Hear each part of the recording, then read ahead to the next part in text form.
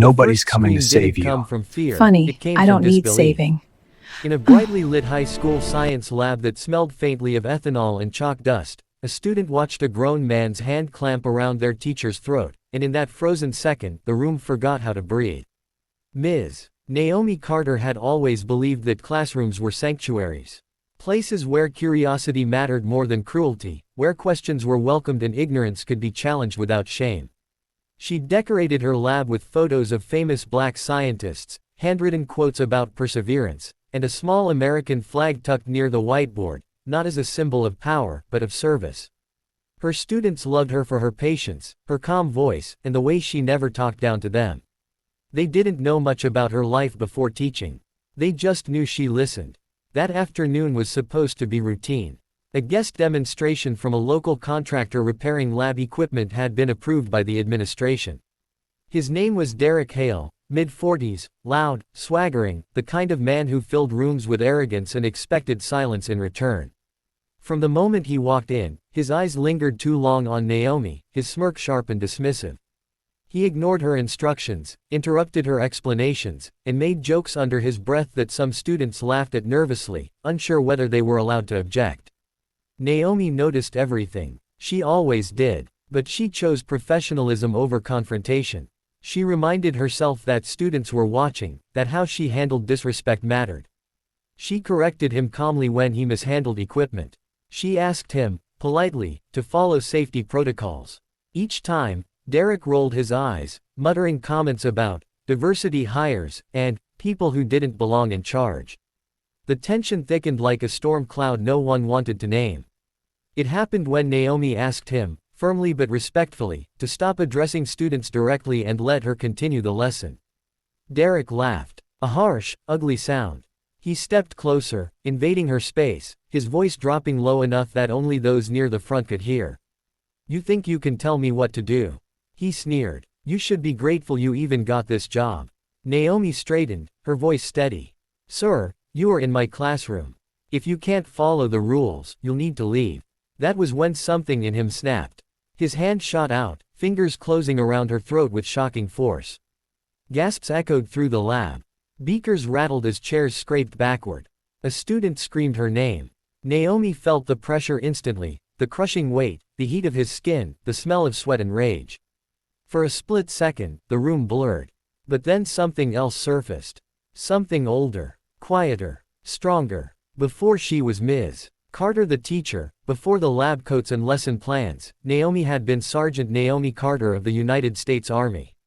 12 years of service, combat deployments, hand-to-hand training drilled into muscle memory.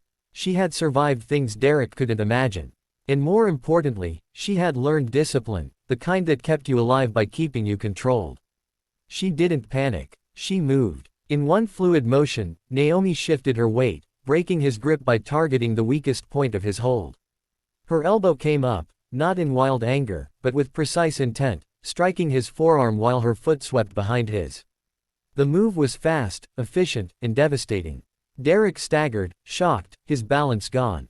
Naomi twisted his wrist just enough to force him down, using his own momentum against him. Within seconds, he was on the floor, face pressed to the cold tile, gasping in pain and confusion. She released him immediately and stepped back, hands raised, breathing controlled. "Everyone stay back," she said calmly, though her heart was pounding. "Call the principal. Call the police." The room was silent except for Derek's groans and the shaky breaths of students who had just watched their world flip upside down. Administration arrived within minutes. So did security. Then the police. Derek tried to spin the story, claimed he was attacked, that he felt threatened, but the truth was already recorded.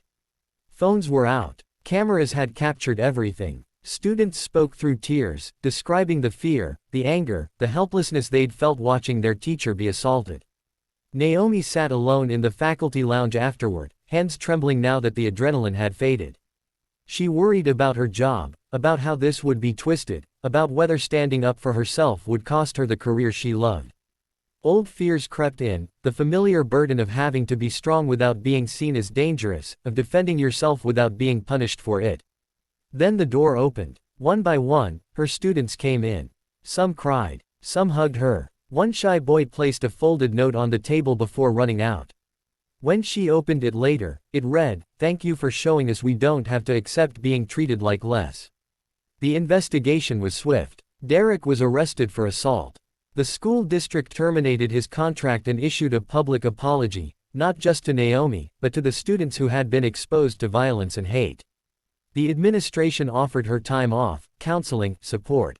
But what surprised her most was the flood of messages from parents and former students. Stories poured in, of how she'd changed lives, how her kindness had mattered, how her strength had inspired. At the next school board meeting, Naomi stood at the podium, her voice steady once more. She didn't talk about the chokehold. She didn't talk about her military training. She talked about dignity, about respect, about the responsibility adults have to model courage without cruelty. "I don't want to be remembered for how I defended myself," she said. "I want to be remembered for how I teach my students to stand up for themselves without losing who they are." The room rose in applause. Naomi returned to her classroom the following week. The lab looked the same, but it felt different, safer, stronger. On the board, someone had written in careful letters, "This is a place of learning and respect." She smiled, picked up her marker, and began the lesson. Because her story didn't end a man's life, it ended his power over her. And in doing so, it taught everyone watching that true strength isn't about domination. It's about knowing who you are, standing your ground, and choosing integrity even when the world tests you hardest.